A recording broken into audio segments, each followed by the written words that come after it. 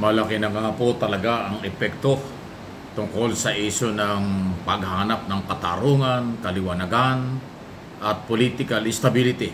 Itong patuloy po na pagkabinbin dahil hindi gumagalaw ang impeachment court para magkaroon ng trial dun sa article of impeachment laban kay Vice President Sara Duterte.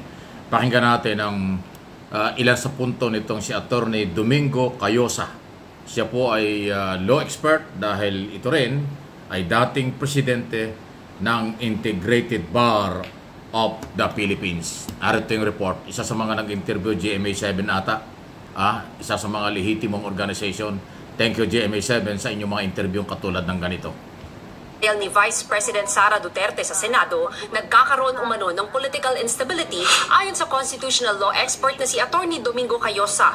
Kaya sang-ayon daw siya sa paghahain ng petition for mandamo sa Korte Suprema para himukin ng mga mahistrado ang Senado na simulan na ang impeachment trial. Inihain ng petisyon ni dating Special Government Counsel ng Presidential Commission on Good Government o PCGG, Catalino Generillo Jr. Hindi naman kinakailangan matapos, but at least simulan na kasi meron pa silang 3 to 4 months. Malinaw yung lengguwahe ng ating konstitusyon. Forthwith start yung trial pag natanggap nila. So, ibig sabihin yan, walang delay. So, ginagamit nila mga legal doubts or issues.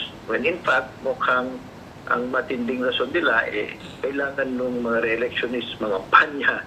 Yung iba naman, takot sa backlash ng mga black voters.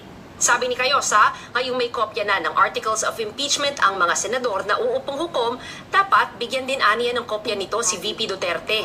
Sa Constitution, malinaw po 10 days yan, 10 days lang. Bigyan na sa kanya para sumagot na siya. Malaman natin ano ba ang sagot niya. Simulan lang po nila ng maayos na. Kasi unfair din po sa Vice President, di mo ba, in a way. Kasi yung complete nandun na sa website, nasa publiko na pero wala pang formal na sagot naman yung kabila. So ang nangyayari ngayon, mga trolls, kanya-kanyang interview sa media. Pero sa tingin ni Cayosa, malabong pagbigyan ng Korte Suprema ang mandamos petisyon bilang paggalang sa separation of powers ng hudikatura at lehislatura. Ayaw din ng Supreme Court na magkaroon ng constitutional crisis. So hindi masyadong pinapakialaman ng Supreme Court sapagkat yan yung tinatawag natin separation of powers at saka yung political question. Kung kailan sisimulan, it is up the wisdom of the elected senators at saka yung respect for a co-equal branch of government. Ayan o. So, yan na nga yung mga pwedeng mangyari. Ganun pa man, mga kaibigan, ang pinag-uusapan dito ay saligang batas.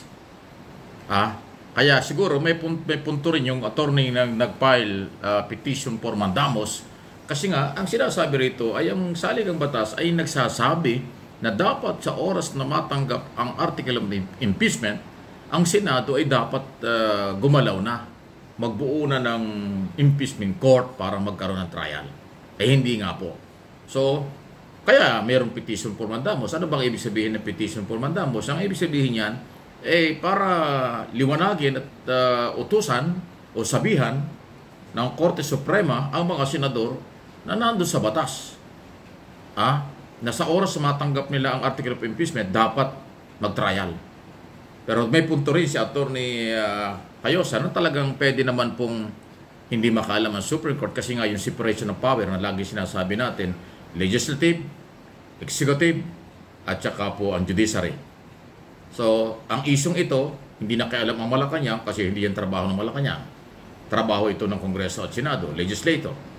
Pero dahil nga ho nabinbin sa iba't ibang interpretation tungkol ho dun sa recess ay dapat hindi magbalik sila para sa impeachment trial, kaya nga tuloy petition for mandamos. So, at pagka mayroong political stability, abay problema na ito. Kung tayo mga Pilipino, hindi man lahat ay nagkakaroon ng iba-iba na interpretation, speculation dito sa isong ito. Paano natin makukuha ang katatagan, pagtitiwala ng mga foreign investor at ng mga turista dito sa Pilipinas? Lalo na yung foreign investor kasi magpapalaki ng negosyo para matulungan, umangat ang ekonomiya ng bansa. Dapat sila ay walang agam-agam, walang pagdududa na mayroong problemang pampolitikal ang Pilipinas kasi namumuhunan sila ng sariling pera dito sa ating bayan. Kaya dapat yung kumpiyansa nila, yung tiwala hindi magkaroon ng bahid ng kahit ano. Pero dito nga po sa iringan, banggaan ng idea, speculation at opinion sa impeachment trial, nagkakaroon ng ganitong problema. So, posibleng masisi rito ang Senate President kung ano man ang mangyari. Dahil itong pagka-delay na ito, sabihin na natin na lumalabag dun sa saligang batas. Kasi nakalagay dun talaga Port Win. Port Win. Di ba? Ibig sabihin yan, sa oras na matanggap mo ang article of impeachment, kaagad-agad, huwag mong i-delay. Dapat magkaroon ng trial. Tama yung sinabi ni Atty. Alam na ng kampo ni Vice President Duterte, ni Sara, ang mga allegation ng article of impeachment, 7. Pero until now, wala naman siyang hawak ng mga dokumento na dapat manggagaling sa Senado. Kasi ang proseso pala dyan, matapos na matanggap ng Senado, magkumbin ng trial, ang court nila, impeachment court, tapos bigyan ng kopya, bigyan ng pagkakataong sagutin ng inaakusahan, ng ini-impeach, katulad ni Vice President, kung ano ang kanyang komento dun sa mga article of impeachment.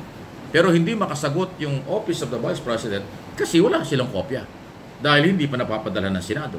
Dapat padala na yun kasi 10 days nga pala binibigay dyan. Kung June 2 pa mag-uumpisa, talagang gipit na gipit. Bago matapos ang 19th Congress sa June 30. So, palagay ko ang problema rito hindi saligang batas. Ang problema rito hindi yung panahon.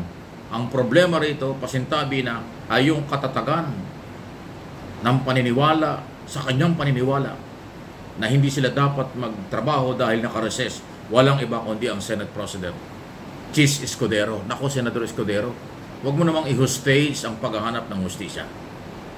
Pasintabi na, kilala mo ako, kilala rin kita. Matagal na tayong magkakilala nung ikaw ay congressman pa lang. Naging governor ka, naging senador, naging governor ulit. Di ba, pabalik-balik ka lang sa pwesto. Ngayon, senador ulit. Ang nahuhustis dito at nawawalan ay ang paghahanap ng katarungan. Sino ba naghahanap ng katarungan? Ang mamamayang Pilipinong may-ari ng pera.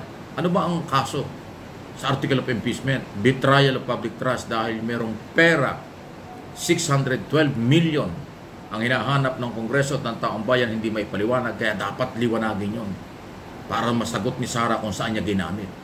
Kaya mamamayang Pilipino may-ari ng pera, naghahanap ng hustisya. Lahat naghahanap ng katarungan tungkol dito. Pero dahil nga ho sa paniniwala ng Senate President na sila ay nakareses, hindi pwede mag-resume, okay, ang kanya pang paniniwala kahit hindi daw sinasabi ng saligang batas na kanilang madaliin, hindi naman minamadali.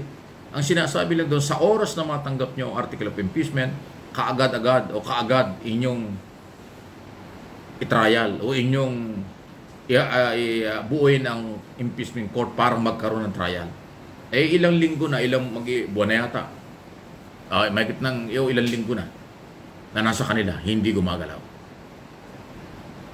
Kaya paano natin makukuha ang kumpiyansa at tiwala ng mga foreign investor na matatag ang ating bansa kung dyan sa isyong ito masyadong pinupolitika? Nagkakampihan ba sila?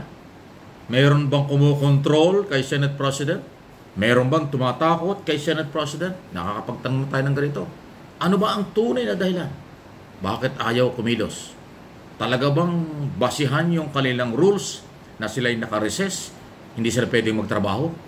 Babalik sila at saka lang sila magtatrabaho pagkatapos ng recess. Kahit na merong emergency, merong napakahalaga na dapat ay magkaroon ng trial, impeachment, o impeach against Sara Duterte.